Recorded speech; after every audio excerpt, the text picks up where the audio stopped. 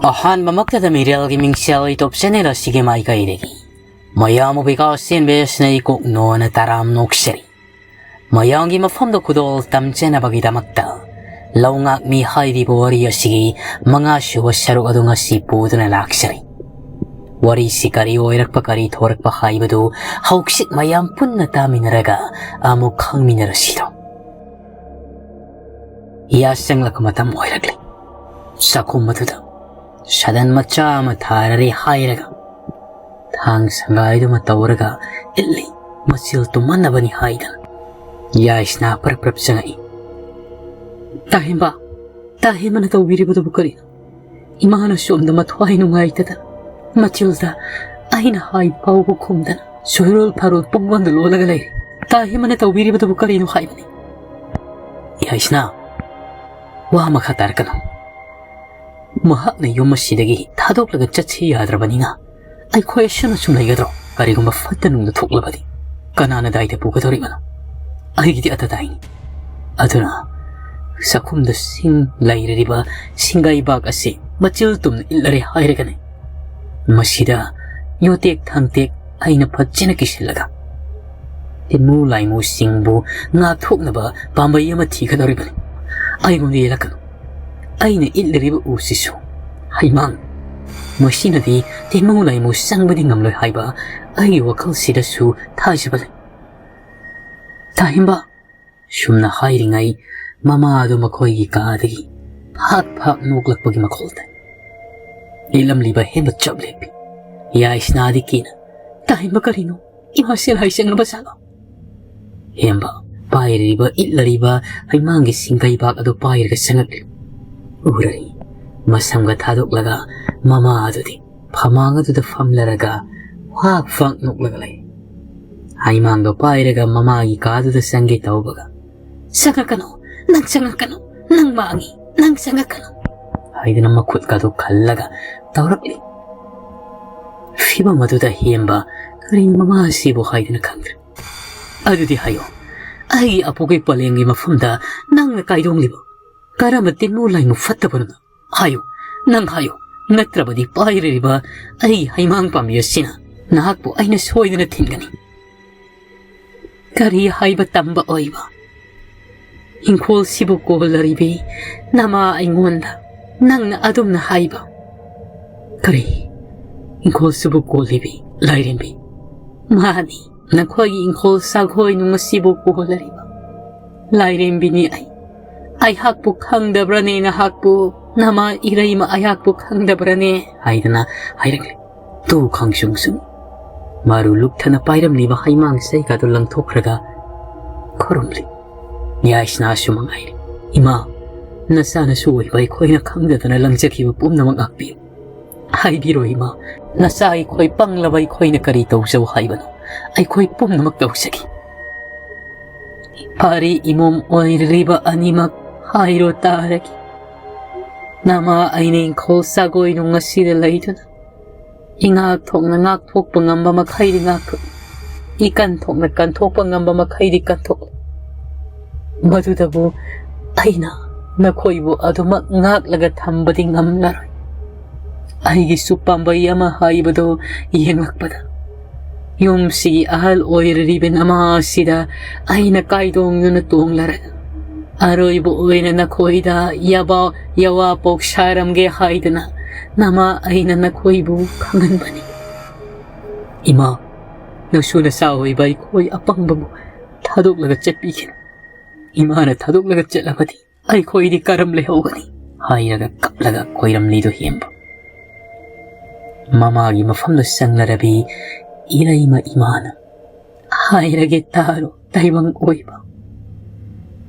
ꯅꯃꯨ ꯇꯥꯏꯕꯪ ꯑꯣꯏꯕꯅ ꯈꯣꯌꯨꯝꯂꯥꯏ ꯑꯣꯏꯕ ꯑꯩꯈꯣꯏꯒꯤ ꯃꯇꯤꯛ ꯍꯥꯞꯄꯅꯤ. ꯅꯈꯣꯏꯒꯤ ꯏꯪꯈꯣꯜ ꯁꯥꯒꯣꯏꯅꯤꯡꯁꯤꯕꯨ ꯑꯩꯅ ꯉꯥꯛꯄ ꯉꯝꯕ ꯃꯈꯩꯗꯤ ꯉꯥꯛꯊꯣꯛꯏ. ꯑꯗꯨꯕꯨ ꯇꯤꯟꯃꯨ ꯂꯥꯏꯃꯨꯁꯤꯡ ꯐꯠꯇꯕ ꯀꯌꯥꯅ ꯁꯨꯃꯛ ꯍꯦꯟꯖꯤꯜꯂꯛꯂꯤ. ꯅꯃꯥ ꯑꯩꯕꯨ ꯆꯠꯂꯣ ꯍꯥꯏꯗꯅ ꯇꯥꯅꯕꯒꯤ ꯊꯧꯒꯥꯏ ꯀꯌꯥ ꯇꯧꯔꯗꯨꯅ ꯑꯩꯕꯨ ꯆꯠꯂꯣ ꯍꯥꯏꯗꯅ ꯇꯥꯜꯂꯛꯂꯤ. ꯑꯗꯨꯕꯨ ꯑꯩ ꯏꯪꯈꯣꯜ ꯁꯥꯒꯣꯏ ꯅꯨꯡ ꯑꯁꯤꯗ ꯂꯩꯕ ꯉꯝꯂꯛꯇꯕꯗꯒꯤ ꯅꯈꯣꯏꯒꯤ ꯌꯨꯝ ꯃꯨꯡꯕ ꯏꯔꯥꯟ ꯌꯥꯏ ꯑꯁꯤꯗ ꯆꯪꯂꯛꯄꯅꯤ. Laining thau sana mahisu yung masida laiti mapal thokiba kuire. Aduna ibumo aibo haijaw hairabadi. Aduna pari imom oiriba animak mafam masi thadoglaga thu namak chalawro. Nama aina hek mafam se thadokibaga.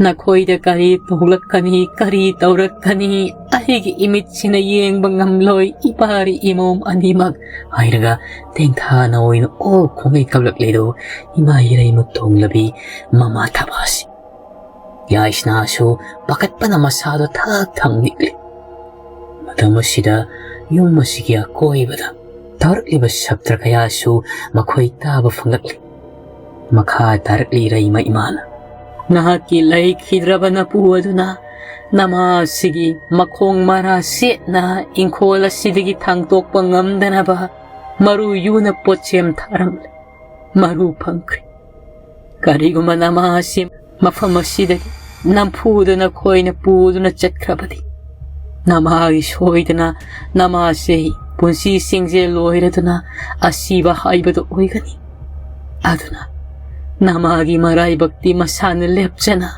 mafam masida lehawrasano. Nakoy anidi mafam si thadok lagat chatkro mafam si thadok lagat chatkro ipari imom animag nakoy anibu lambi lamjing duna kul sigi wang mapawbadi nama ay napubang amgan. Numit ngay pawbagi matamdi nama ay na nakoy da pige ko Matam maduda na koy na chalawrabadi. Natu na masyukta na chatning mayawning mafam yawbang amgani. Madugi matong hento krabadi nama ay nangakbang amloy ipari imom animag warid ako aydi. Hayraga tangdaw mi kupta ngangam ni bato chablek. Mama taba laymay da bob haytaray. Yais na nasang silag hugali. Hayram libado tabada himadi manglahara hayba wakal tajadri. Kay hayba ay kidrabay po na. Imasibo maru maratsit na mafamasidagi. Sat pakong tangdok bayada na ba? Tawaram ni hayba. Kay na tawaram ni ba? Si hayraga ma wakal na mangdo na toraklaga mayay kagi faklang ito nga taraga mawon kali. Tangna ba mi kupta kanawdi. Makoy yung masigi mapala syomdagi. Kang si kang king bagi makola matarag. Manakong tangkat na magtong maduda manado tamlagatal. Katay digi kang sino kaidan. Syomda yais na aso manimbo pamong maduda hipalaraga kang si makolo tarariban. Tada, kari makolo sibo. Tuming nalayo wa makatagan o hayda na himali ingitaw. Himba makut adu da nga saylang toki ba haymangi singgay ba adu paikri. Duba mahak na tuwa masida lumagalay. Tamasida kangaw da na kangsi kingbagi makola do makoy shumanga shomda tongga lomdagin naksilak bugum tawarkli. Tang na bamikupta shumang mayay yu yawabaga isaplikri. Aduga, hekta akiba mo matawamada. Tengta na oy na asipamda mi kaya na kapagi maungda shumanga sidagi yumsi onsilaga kapsala hoksilapani. Yais na di kiba na konjel do taba ngamdrado na masagi manado mensinsing. Adugo, himbadi masada kiba layta na mamit langkat na. Tunga duda ay mang singgay bag ado na ngak. Mag tap na tong hantok laga thong ato sa yingli. Manggola somda kakalagigong na sutawi. May mayam na nagakap silag libado. Tanglam kupta amo ya ito na laura ka.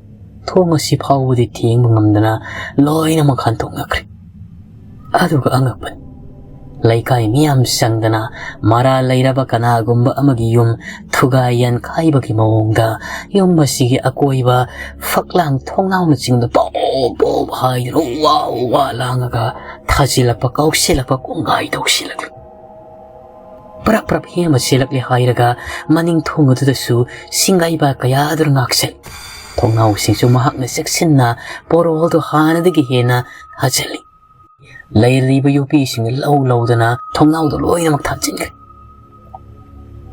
ꯁꯞꯇ꯭ꯔ ꯀꯌꯥ ꯑꯗꯨꯗ ꯌꯥꯏꯁꯅꯥꯗꯤ ꯈꯥꯡꯗꯨꯅ ꯂꯩꯕ ꯉꯝꯗ꯭ꯔꯦ ꯃꯃꯥꯒꯤ ꯀꯥꯗꯨꯗꯒꯤ ꯆꯦꯟꯊꯣꯔꯛꯂꯒ ꯃꯄꯨꯔꯣꯏꯕꯒꯤ ꯃꯅꯥꯛꯇ ꯃꯁꯥꯗꯨ ꯊꯛꯅꯤꯡꯅ ꯂꯩ ꯃꯌꯥꯏ ꯀꯥꯗꯨꯗ ꯃꯇꯩ ꯃꯅꯥꯎꯗꯨ ꯂꯦꯞꯂꯒ ꯑꯀꯣꯏꯕꯗꯨꯒꯤ ꯁꯞꯇ꯭ꯔꯗꯨ ꯌꯦꯡꯂꯦ ꯉꯥꯏꯍꯥꯛꯀꯤ ꯃꯇꯨꯡꯗ ꯁꯞ ꯂꯦꯞꯈ꯭ꯔꯦ ꯍꯥꯏꯔꯛꯏ ꯌꯥꯏꯁꯅꯥꯅ ꯇꯞꯂꯤ ꯇꯞꯂꯤ ꯈꯣꯟꯖꯦꯜ ꯄꯤꯛꯅ ꯗꯥꯗꯥ ꯑꯩ ꯈꯥꯡꯕ ꯉꯝꯗ꯭ꯔꯦ ꯃꯐꯝ ꯑꯁꯤꯗꯒꯤ ꯑꯩꯈꯣꯏ ꯑꯅꯤꯗ ꯑꯣꯏꯔꯕꯁꯨ ꯆꯠꯈ꯭ꯔꯁꯤ ꯏꯃꯥ ꯊꯝꯂꯁꯤ ꯗꯥꯗꯥ ꯑꯩ ꯃꯐꯝ ꯑꯁꯤꯗ ꯂꯩꯕ ꯉꯝꯂꯔꯣꯏ ꯌꯥꯏꯁꯅꯥꯕꯨ ꯃꯊꯥꯗ ꯀꯣꯟꯁꯤꯟꯖꯩ ꯑꯗꯨꯒ ꯋꯥꯈꯜ ꯇꯥꯗꯅ ꯐꯃꯨꯡꯗ ꯌꯥꯇꯥꯔꯤꯕ ꯃꯃꯥ ꯑꯗꯨꯗ ꯃꯍꯥꯛ ꯃꯄꯤꯔꯥ ꯆꯦꯅ ꯌꯦꯡꯂꯦ ꯀꯌꯥꯗ ꯃꯔꯥꯏꯕꯛ ꯊꯤꯔꯕꯅꯣ ꯊꯕꯛ ꯃꯍꯥꯛ ꯍꯧꯖꯤꯛ ꯑꯣꯏꯔꯤꯕ ꯃꯍꯥꯛꯀꯤ ꯃꯀꯨꯕꯣꯛꯅ ꯄꯨꯁꯤꯝ ꯊꯥꯅ ꯇꯧꯔꯝꯂꯤꯕ ꯊꯕꯛ ꯑꯗꯨ ꯃꯍꯥꯛ ꯈꯪꯖꯕ ꯅꯠꯇꯦ ꯀꯔꯤ ꯃꯔꯝꯒꯤꯗꯃꯛ ꯊꯥꯔꯝꯂꯤꯕꯅꯣ ꯃꯁꯤꯒꯤꯁꯨ ꯃꯔꯝ ꯑꯃꯗꯤ ꯂꯩꯐꯝ ꯊꯣꯛꯏ ꯍꯦꯝꯕ ꯃꯃꯥꯕꯨ ꯋꯥꯈꯜ ꯇꯥꯔꯛꯄ ꯉꯥꯏꯕ ꯑꯣꯏꯅ ꯐꯃꯥꯡ ꯑꯗꯨꯗ ꯐꯝꯃꯤ ꯑꯍꯤꯡ ꯁꯒꯣꯜꯒꯤ ꯃꯇꯝ ꯑꯣꯏꯔꯛꯂꯦ ꯃꯇꯝ ꯑꯁꯤ ꯐꯥꯎꯕꯒꯤ ꯃꯅꯨꯡꯗ ꯇꯧꯔꯛꯈꯤꯕ ꯁꯞꯇ꯭ꯔ ꯀꯌꯥꯗꯤ ꯀꯣꯡꯒꯥꯏꯅꯤ ꯑꯗꯨꯕꯨ ꯃꯗꯨ ꯄꯨꯝꯅꯃꯛꯇꯨ ꯈꯪꯖꯤꯜꯂꯒ ꯊꯣꯡ ꯍꯥꯡꯗꯣꯛꯂꯒ ꯌꯦꯡꯂꯨꯕꯁꯨ ꯌꯥꯗꯕꯒꯨꯝ ꯇꯧ ꯃꯃꯥꯒꯤ ꯃꯅꯥꯛꯁꯤꯗ ꯂꯩ ꯆꯥꯛꯈꯨꯝ ꯑꯁꯣꯝꯗ ꯀꯥꯗꯤ ꯁꯞꯇ꯭ꯔꯗꯨ ꯌꯧꯔꯛꯈ꯭ꯔꯕꯅꯤ ꯃꯃꯥꯒꯤ ꯀꯥꯁꯤꯗ ꯃꯉꯥꯏꯕ ꯌꯧꯗꯕ ꯃꯗꯨꯗꯒꯤ ꯍꯦꯝꯕꯅ ꯃꯃꯥ ꯑꯗꯨꯕꯨ ꯋꯥꯈꯜ ꯇꯥꯔꯛꯃꯟꯗꯕꯗꯨꯗ ꯏꯃꯥꯁꯤꯕꯨ ꯀꯝꯗꯧꯒꯅꯤ ꯏꯃꯨꯡ ꯑꯁꯤ ꯂꯥꯟꯁꯤꯜꯂꯛꯂꯦ ꯌꯥꯏꯁꯅꯥ ꯃꯃꯥꯏ ꯃꯃꯤꯠ ꯏꯄꯣꯝ ꯄꯣꯝꯈꯩ ꯗꯥꯗꯥ ꯏꯃꯥꯁꯦ ꯃꯁꯥꯁꯤ ꯋꯥꯗꯨꯅ ꯄꯣꯊꯥꯕ ꯃꯥꯜꯂꯦ ꯋꯥꯈꯜꯗꯤ ꯉꯁꯥꯏꯅ ꯇꯥꯈꯤꯕꯒꯨꯝ ꯇꯧꯔꯕꯅꯤ ꯏꯃꯥ ꯍꯦꯃꯅ ꯍꯧꯗꯣꯛꯂꯦ ꯉꯥꯏꯍꯥꯛꯀꯤ ꯃꯇꯨꯡꯗ ꯃꯃꯤꯠꯇꯒꯤ ꯃꯄꯤ ꯃꯃꯤꯠꯇꯤ ꯄꯥꯡꯊꯣꯛꯇꯅ ꯊꯥꯕꯥꯅ ꯏꯕꯨꯡꯉꯣ ꯏꯃꯥ ꯇꯥꯏ ꯅꯪꯅ ꯍꯪꯅꯤꯡꯂꯤꯕꯗꯣ ꯍꯪꯉꯨ ꯍꯌꯦꯡ ꯑꯌꯨꯛ ꯉꯟꯇꯥꯗ ꯏꯃꯧꯒ ꯅꯍꯥꯛꯀ ꯌꯨꯝ ꯑꯁꯤ ꯊꯥꯗꯣꯛꯂꯒ ꯆꯠꯈꯤꯒꯗꯕꯅꯤꯀꯣ ꯏꯕꯨꯡꯉꯣ ꯏꯃꯥꯗꯤ ꯌꯨꯝꯁꯦ ꯊꯥꯗꯣꯛꯄ ꯉꯝꯂꯣꯏ ꯁꯤꯔꯕꯁꯨ ꯃꯐꯝꯁꯤꯗ ꯁꯤꯍꯧꯒꯦ ꯏꯕꯨꯡꯉꯣ ꯏꯃꯥꯅ ꯃꯧ ꯑꯣꯏꯅ ꯅꯧꯅ ꯃꯐꯝ ꯑꯁꯤꯗ ꯑꯩꯈꯣꯏꯒꯤ ꯄꯥꯕꯗꯨ ꯂꯨꯍꯣꯡꯂꯛꯈꯤꯕ ꯃꯇꯝꯗ ꯀꯔꯤ ꯀꯔꯤ ꯊꯣꯛꯈꯤꯕꯒꯦ ꯍꯥꯏꯕꯗꯣ ꯃꯗꯨ ꯄꯨꯝꯅꯃꯛ ꯅꯆꯥ ꯑꯩꯉꯣꯟꯗ ꯂꯤꯕꯤꯌꯨ ꯃꯃꯤꯠ ꯎꯏꯁꯜꯂꯝꯕ ꯊꯥꯕꯥ ꯃꯃꯤꯠ ꯄꯥꯡꯊꯣꯔꯛꯂꯒ ꯃꯁꯥꯗ ꯌꯦꯡꯂꯛꯂꯦ ꯍꯥꯏꯕꯤꯌꯨ ꯏꯃꯥ ꯌꯨꯝꯁꯦ ꯊꯥꯗꯣꯛꯂꯒ ꯆꯠꯄꯗꯨꯃꯗꯤ ꯇꯨꯡꯑꯣꯏꯅꯕꯤꯔꯒ ꯃꯇꯝ ꯑꯗꯨꯗ ꯀꯔꯤ ꯇꯧꯈꯤꯕꯒꯦ ꯏꯕꯨꯡꯉꯣ ꯅꯪꯅ ꯍꯪꯂꯛꯂꯤꯕ ꯄꯥꯎꯈꯨꯝꯗꯨ ꯃꯇꯥꯡ ꯆꯥꯗꯦ ꯅꯈꯣꯏꯕꯨ ꯍꯌꯦꯡ ꯊꯥꯗꯣꯛꯂꯒ ꯆꯠꯈꯤꯅꯕꯒꯤꯗꯃꯛꯇ ꯄꯣꯠ ꯆꯩꯁꯤꯡ ꯅꯈꯣꯏꯒꯤ ꯃꯔꯨ ꯑꯣꯏꯕ ꯐꯤꯌꯣꯝꯗ ꯌꯣꯝꯁꯤꯜꯂꯨꯔꯣ ꯆꯠꯂꯣ ꯏꯃꯧ ꯏꯕꯦꯝꯃ ꯌꯥꯏꯁꯅꯥꯗꯣ ꯃꯅꯦꯝꯅ ꯍꯥꯏꯕꯗꯒꯤ ꯊꯣꯛꯈ꯭ꯔꯦ ꯑꯗꯨꯕꯨ ꯃꯍꯥꯛ ꯃꯈꯣꯏꯒꯤ ꯀꯥꯗ ꯐꯥꯎꯕ ꯆꯪꯕ ꯀꯤꯗꯅ ꯊꯣꯡꯖꯤꯟ ꯄꯥꯟꯗꯨꯗ ꯂꯦꯞꯂꯒ ꯇꯨꯃꯤꯟꯅ ꯂꯩꯔꯦ ꯍꯥꯏꯕꯤꯌꯨ ꯏꯃꯥ ꯅꯆꯥꯅ ꯋꯥꯍꯪ ꯑꯁꯤ ꯍꯪꯂꯤꯕꯁꯤꯃꯇꯪꯗꯤ ꯏꯃꯥꯅ ꯄꯥꯎꯈꯨꯝ ꯄꯤꯕꯤꯌꯨ ꯏꯕꯨꯡꯉꯣ ꯅꯃꯥ ꯑꯩꯗꯤ ꯉꯟꯅ ꯌꯨꯝ ꯄꯥꯜꯂꯛꯏ ꯑꯉꯥꯡ ꯑꯣꯏꯅ ꯑꯩꯅ ꯌꯨꯝ ꯄꯥꯜꯂꯛꯄ ꯀꯨꯏꯗ꯭ꯔꯤꯉꯩ ꯃꯇꯝꯗ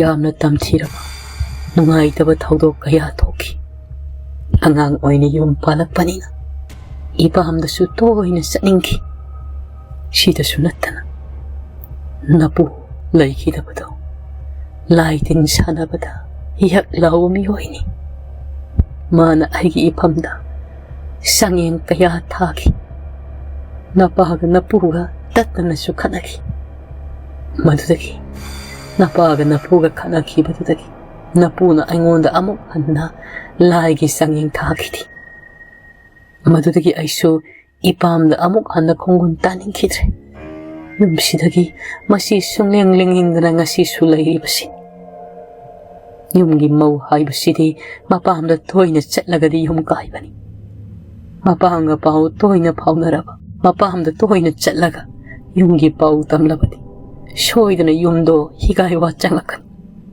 ꯑꯗꯨꯅ ꯏꯃꯥꯗꯤ ꯃꯗꯨꯒꯨꯝꯕꯗꯤ ꯇꯧꯔꯛꯇ꯭ꯔꯦ ꯃꯗꯨꯗꯒꯤ ꯍꯦꯃꯅ ꯈꯪꯂꯦ ꯃꯃꯥ ꯑꯁꯤ ꯃꯄꯥꯝꯗ ꯇꯣꯏꯅ ꯆꯠꯄ ꯃꯥꯒꯤ ꯃꯄꯥꯒ ꯀꯥꯏꯅꯒꯗꯕꯒꯤ ꯐꯤꯕꯝ ꯐꯥꯎꯕ ꯂꯩꯔꯛꯄꯗꯒꯤ ꯃꯄꯨ ꯁꯤꯈꯤꯕ ꯂꯩꯈꯤꯗꯕꯗꯨꯅ ꯄꯨꯝꯅꯃꯛꯁꯤ ꯇꯧꯔꯝꯕꯅꯤ ꯍꯥꯏꯕ ꯃꯗꯨ ꯈꯪꯂꯛꯄꯗ ꯃꯍꯥꯛ ꯃꯈꯤꯌꯥ ꯆꯤ ꯃꯃꯥꯗꯗꯤ ꯃꯍꯥꯛꯅ ꯍꯥꯏꯗꯦ, ꯀꯔꯝꯅꯗꯤ ꯍꯥꯏꯔꯨꯒꯅꯤ? ꯏꯕꯨꯡꯉꯣ, ꯌꯥꯔꯦ, ꯃꯈꯥ ꯇꯥꯔꯛꯂꯒꯅꯨ. ꯆꯠꯂꯣ, ꯅꯪꯒꯤ ꯅꯐꯤ ꯅꯔꯣꯜ ꯄꯣꯠ ꯆꯩ ꯐꯤꯌꯣꯝꯗ ꯌꯣꯝꯁꯤꯟꯕ ꯌꯥꯕ ꯌꯣꯝꯁꯤꯜ. ꯍꯌꯦꯡ ꯏꯅꯨꯡ ꯇꯩꯅꯕ ꯉꯥꯜꯂꯕ ꯀꯥꯟꯗ ꯏꯃꯥꯅ ꯅꯈꯣꯏ ꯑꯅꯤꯕꯨ ꯈꯨꯟꯒꯤ ꯈꯨꯟꯖꯤꯟ ꯐꯥꯎꯕ ꯊꯤꯟꯇꯣꯛꯀꯅꯤ. ꯏꯃꯥ ꯏꯊꯟꯇ ꯌꯨꯝꯁꯤꯗ ꯂꯩꯍꯧꯔꯒ ꯅꯆꯥ ꯅꯃꯧꯅ ꯀꯔꯝꯅ ꯊꯥꯗꯣꯛꯇꯨꯅ ꯆꯠꯀꯗꯕꯅꯣ? ꯃꯄꯨꯔꯣꯏꯕꯒꯤ ꯋꯥꯍꯩꯗꯨꯗ ꯌꯥꯏꯁꯅꯥꯗꯤ ꯍꯦꯟꯅ ꯄꯥꯈꯠꯈ꯭ꯔꯦ. ꯌꯨꯝ ꯑꯁꯤꯗ ꯁꯨꯃꯛ ꯂꯩꯔꯕꯗꯤ ꯃꯈꯣꯏ ꯑꯍꯨꯝ ꯄꯨꯟꯅ ꯁꯤꯃꯤꯟꯅꯔꯒꯅꯤ ꯈꯜꯂꯔꯗꯅ ꯍꯥꯏꯔꯛꯏ ꯑꯃꯨꯛ ꯃꯈꯥ ꯇꯥꯅ. ꯏꯃꯥ, ꯍꯌꯦꯡ ꯏꯅꯨꯡ ꯇꯩꯅ ꯉꯥꯜꯂꯕ ꯀꯥꯟꯗ ꯑꯩꯅ ꯀꯔꯤꯒꯨꯝꯕ ꯊꯕꯛ ꯑꯃꯗꯤ ꯄꯥꯏꯈꯠꯀꯅꯤ. ꯃꯗꯨꯗ ꯈꯨꯜ ꯑꯁꯤꯗ ꯍꯧꯖꯤꯛ ꯈꯨꯟꯇꯥꯛ ꯂꯥꯟꯁꯤꯟꯅꯕ ꯁꯤꯜꯂꯤꯕ ꯇꯤꯟꯃꯨ ꯂꯥꯏꯃꯨꯁꯤꯡ ꯅꯆꯥ ꯑꯩꯅ ꯊꯦꯡꯅꯖꯒꯅꯤ. ꯏꯕꯨꯡꯉꯣ, ꯈꯣꯏꯌꯨꯝꯂꯥꯏ ꯑꯃꯠꯇꯅ ꯅꯃꯥꯡꯗ ꯐꯥꯎꯕ ꯂꯦꯞꯍꯟꯕ ꯌꯥꯔꯣꯏ. ꯀꯔꯤꯒꯨꯝꯕ ꯈꯣꯏꯌꯨꯝꯂꯥꯏꯗꯨ ꯊꯦꯡꯅꯔꯨꯔꯕꯗꯤ ꯅꯍꯥꯛ ꯁꯣꯏꯗꯅ ꯑꯁꯤꯕꯅ ꯆꯤꯡꯗꯨꯅ ꯄꯨꯒꯅꯤ. ꯆꯔꯨꯅ ꯁꯥꯕ ꯈꯣꯏꯌꯨꯝꯂꯥꯏ ꯑꯁꯤ ꯀꯌꯥꯒꯤ ꯃꯇꯤꯛ ꯇꯝꯊꯤ ꯍꯥꯏꯕ ꯅꯃꯥ ꯑꯩꯗꯤ ꯈꯪꯂꯔꯕꯅꯤ. ꯑꯗꯨꯅ ꯏꯕꯨꯡꯉꯣ, ꯂꯥꯏꯒ ꯃꯨꯛꯅꯕꯒꯤ ꯃꯍꯨꯠꯇ ꯐꯝꯁꯤ ꯊꯥꯗꯣꯛꯂꯒ ꯆꯠꯈꯤꯒꯗꯕꯅꯤ. ꯏꯃꯥ, ꯅꯆꯥ ꯑꯩ ꯍꯧꯖꯤꯛ ꯐꯤꯕꯝꯁꯤ ꯈꯣꯡꯐꯝꯁꯤ ꯌꯧꯔꯛꯂꯕꯗꯤ ꯁꯤꯕ ꯀꯤꯗ꯭ꯔꯦ. ꯏꯃꯥꯒ ꯅꯃꯧ ꯅꯨꯄꯤꯒ ꯉꯥꯛꯅꯅꯕ ꯍꯣꯠꯅꯕꯗ ꯊꯋꯥꯏ ꯊꯥꯈ꯭ꯔꯕꯁꯨ ꯑꯩ ꯄꯥꯝꯃꯨꯕ ꯂꯩꯇꯦ. ꯇꯥꯗꯨꯅ ꯍꯥꯏꯕꯤꯔꯤꯕꯗꯨꯕꯨ ꯀꯔꯤꯅꯣ? ꯑꯩꯈꯣꯏ ꯑꯅꯤ ꯍꯌꯦꯡ ꯅꯣꯡꯉꯥꯟꯕꯒ ꯏꯃꯥꯒꯤ ꯌꯥꯊꯪꯒꯤ ꯃꯇꯨꯡ ꯏꯟꯅ ꯈꯨꯜꯁꯤ ꯊꯥꯗꯣꯛꯂꯒ ꯆꯠꯈꯤꯁꯤ. ꯅꯪꯅ ꯆꯠꯅꯤꯡꯂꯕꯗꯤ ꯑꯩꯅ ꯅꯪꯅ ꯆꯠꯅꯤꯡꯂꯤꯕ ꯃꯐꯝ ꯑꯗꯨ ꯐꯥꯎꯕ ꯊꯤꯟꯕꯤꯈꯤ. ꯑꯗꯨꯕꯨ ꯑꯩꯗꯤ ꯌꯥꯏꯁꯅꯥ, ꯏꯃꯥ ꯊꯥꯗꯣꯛꯂꯒ ꯆꯠꯄ ꯉꯝꯂꯣꯏ.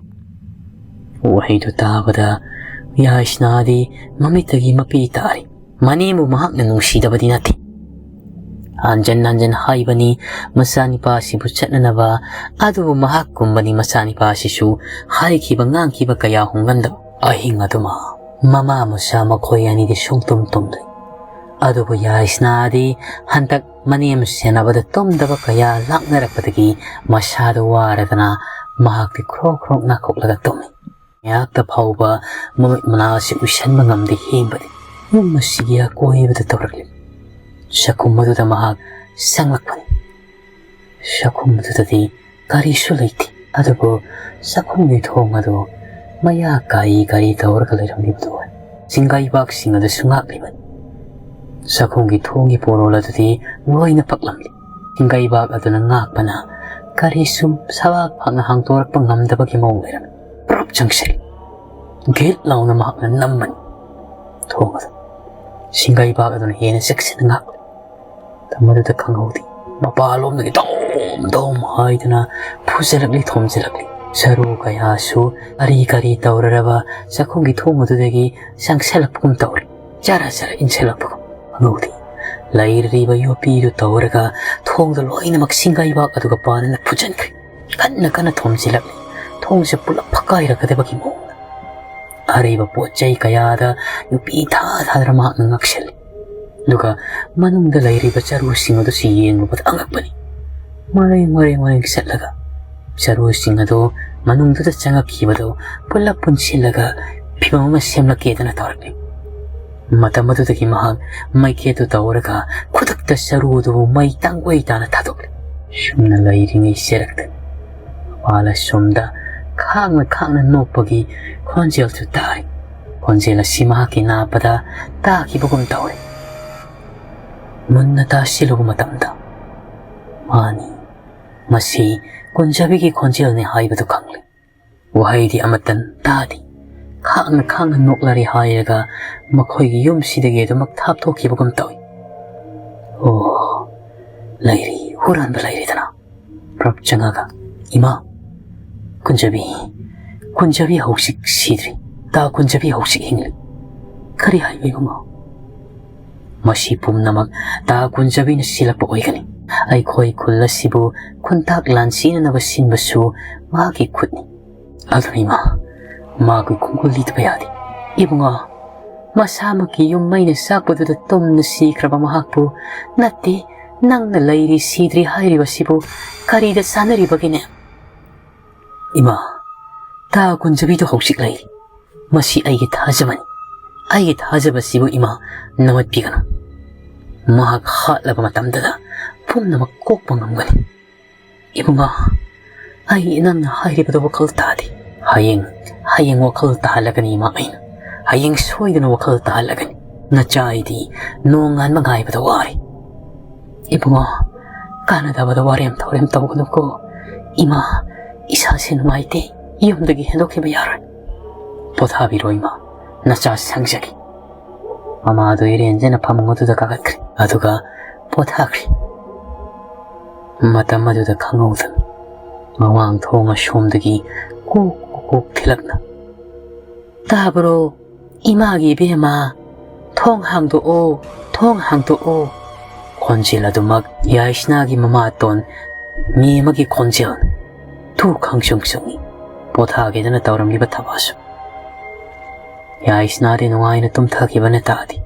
Hiyamba fuk awalaga sawa kongay. Lalaksida laglibray na thong hangto kitawin. Adabu tabana hangto kino haydan pa. Ima, masigi minu kangse. Lalaksida lagli. Ayam taduk laga chat kriyada na aydi lairabani. Thong hangto o haydan. Thong ado dog tilab. Thong kutilak tindo nupi yamana tingadaba kutin nati. Madu kanglapadagi thong hangtok ang kitawado chap liukri. Ibungo yango. Masi mi nati masi. Tanggap mikupta konjel aniyom ona. Thong hangto o aydana kanglaog silagli. Madudagi kangli hiyamba. Soydana maki yaisnagi mamatonda karigo mamadi thoklam lagani haiba. Koi karisu kumdi. Selaglaga irenjana mamagi kaadu dalairi. Jangselay tabasu aduga. Ibunga nang haiba chungbani.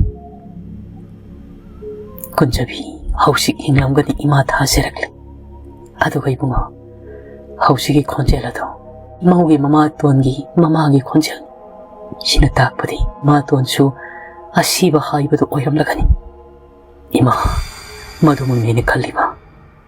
Yaisnagi mamaton siramlagani. Pari ibungo. Asanani yumdagi mapal thokpa yadi nongandri pauba. Nongalaga kolse thaduglaga chatkigadabani ko ibungo. Ima, aidi ima yaudrabadi mafamse thadugla. Ima na mafamse thadugtaba sungyamak yadi hairagadi. Ima ga loina duna chatpadi ngamgani. Waido hek haibaga mga say mamada tonglakiba iraiba ima na pauраkiba du ningsing. Kulse thaduglaga chatlabadi karigumba mama si soidina sigani haib. Madu ningsing lakpada amok. Ima, nati. Ay koi puna yung masida laigadaban. Chatpa yaron. Chatwa ima ay koisyo. Ibungo. Sumna mama masado wari shanata na lairingay. Noong halagledo.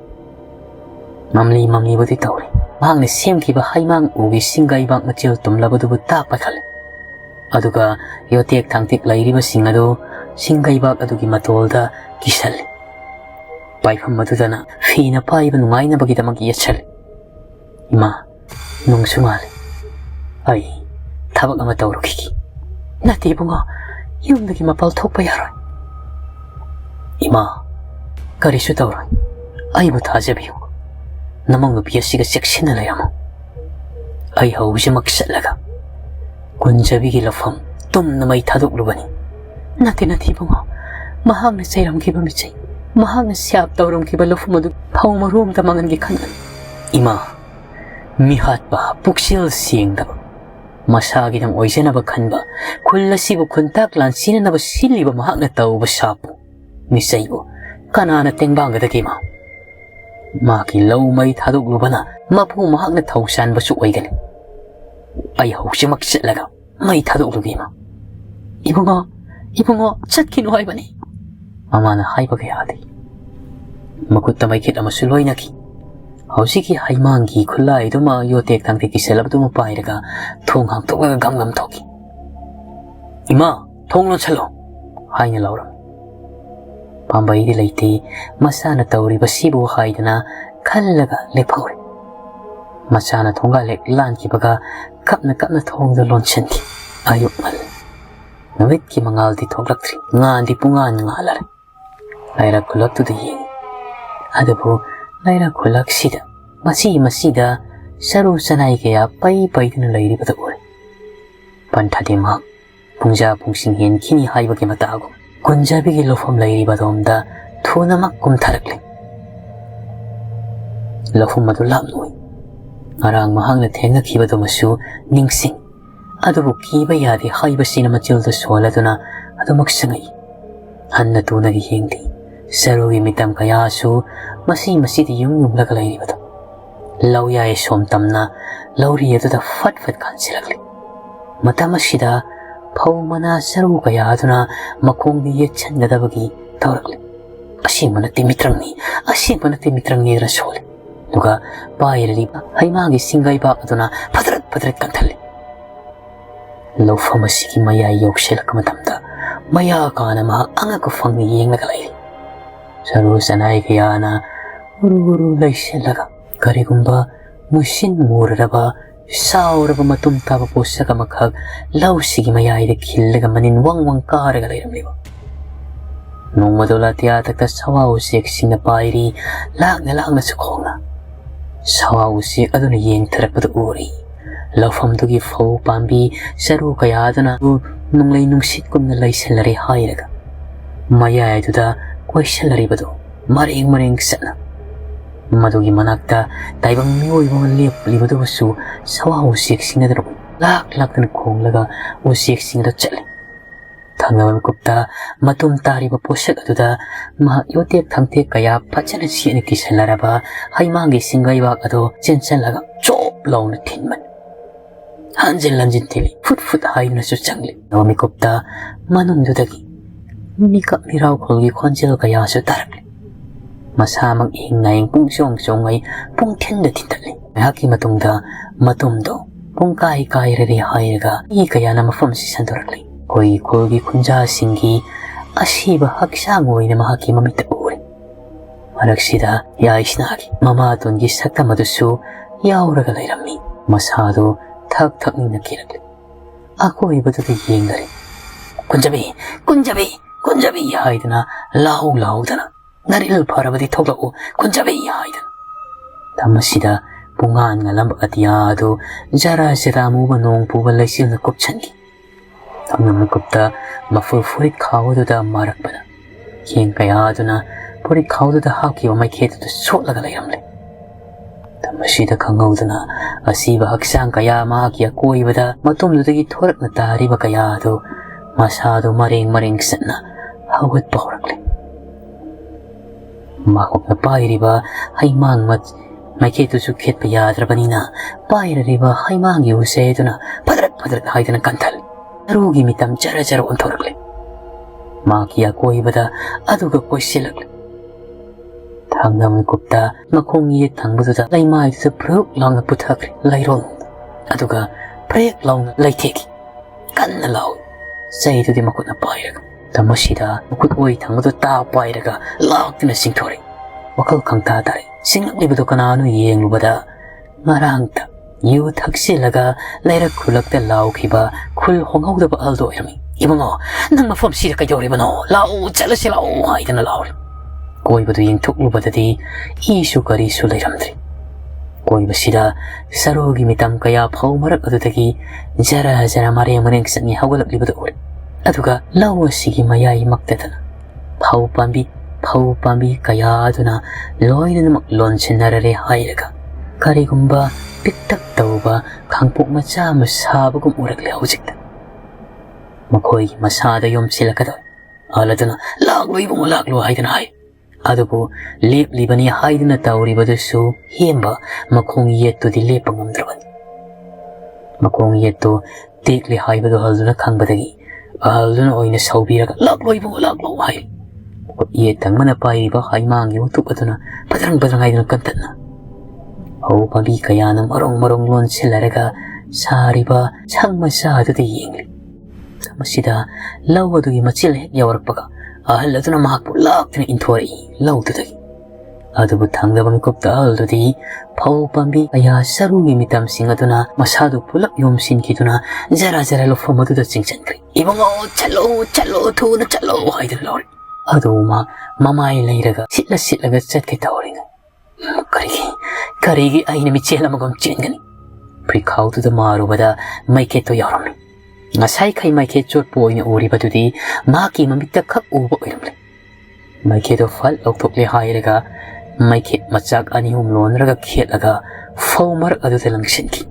Kang laraba, yaiba yaraba sarong kaya palaraba fau singamadi, sarogi mitam sing jwa launa, wairare hairaga kudakta. Gamay susin magumna, grong sak magumna sakay.